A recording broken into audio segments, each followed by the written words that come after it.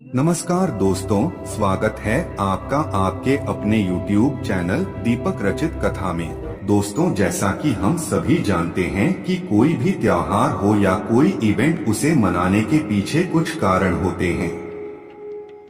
जैसे दिवाली और दशहरा का त्योहार हम इसलिए मनाते हैं क्योंकि इस दिन भगवान राम वन से वापस अयोध्या वापस आए थे। इसी प्रकार धनतेरस का भी अपना महत्व है।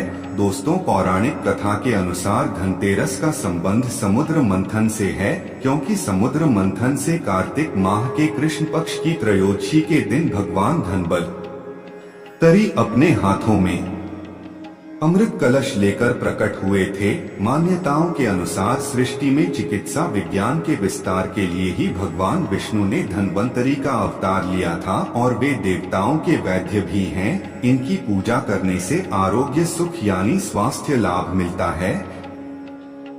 कथा के अनुसार जब भगवान विष्णु के अवतार भगवान धन्वंतरी प्रकट हुए, तब उनके हाथों में अमृत से भरा कलश यानी घड़ा था। ऐसे में इस दिन बर्तन खरीदने के साथ साथ सोने और चांदी से बने आभूषण को खरीदने की परंपरा बन गई। दोस्तों, मान्यता है कि धनतेरस तिथि का 13 के अंक से खास कनेक्शन है, क्योंकि इस दिन खरीदी गई चीज 13 गुना ज्यादा फल देती है।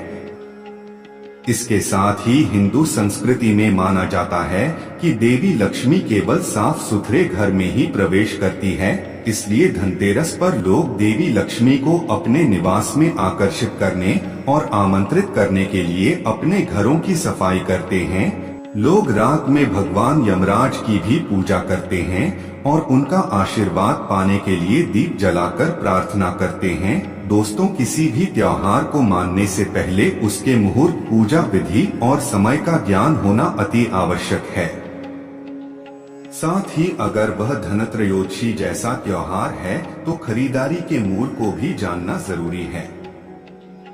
आप में से बहुत सारे लोग इस बात को लेकर कंफ्यूजन में होंगे, धनतेरस 2020 में कब है, अर्थात धनतेरस 10 नवंबर 2020 को है या फिर 11 नवंबर 2020 को है। ऐसे में हम आपको बता दें कि हर बार की तरह इस साल भी धनतेरस कार्तिक मास के कृष्ण में पक्ष की त्रयोदशी तिथि को है। इस प्रकार इस साल धनतेरस 10 नवंबर की दोपहर 12:35 से शुरू होगा और 11 नवंबर की दोपहर 1:57 पर समाप्त होगा। पूजा का शुभ मुहूर्त शाम 6:02 से लेकर रात 8 बजे तक करीब 1 घंटे 58 मिनट तक रहेगा।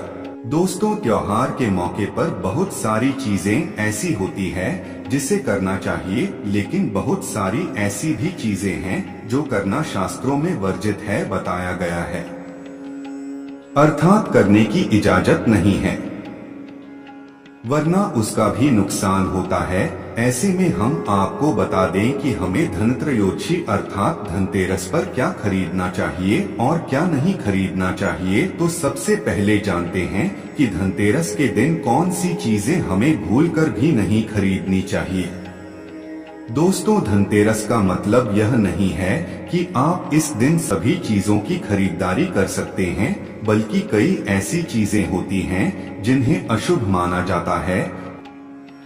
धनतेरस के दिन चीनी मिट्टी के शोपीस और लोहे के सामान को नहीं खरीदनी चाहिए, क्योंकि लोहे को शनिदेव का कारक माना जाता है, जो अशुभ है। दिवाली से 2 दिन पहले एल्यूमिनियम के बर्तन, सामान या नुकीली और धारदार चीज है, जैसे चाकू, कैंची, बीच हुई या कोई धारदार सामान खरीदने से बचना चाहिए। दोस्तों, चलिए तांबे के सामान के साथ साथ बटन को खरीद सकते हैं, क्योंकि ये चीजें आपके घर में आरोग्यता और समृद्धि लेकर आती हैं। साथ ही इस दिन झाड़ू खरीदना भी शुभ माना जाता है, क्योंकि झाड़ू को मां लक्ष्मी का प्रतीक माना जाता है और नई झाड़ू को लाने से लक्ष्मी का आगमन होता है। दोस्तों, पान के पत्ते मां लक्ष्मी को विशेष रूप से प्रिय माने जाते हैं, इसलिए धनतेरस के दिन पान के 5 पत्ते जरूर खरीद कर लाएं। पान के पत्ते लेकर मां लक्ष्मी को चढ़ाएं।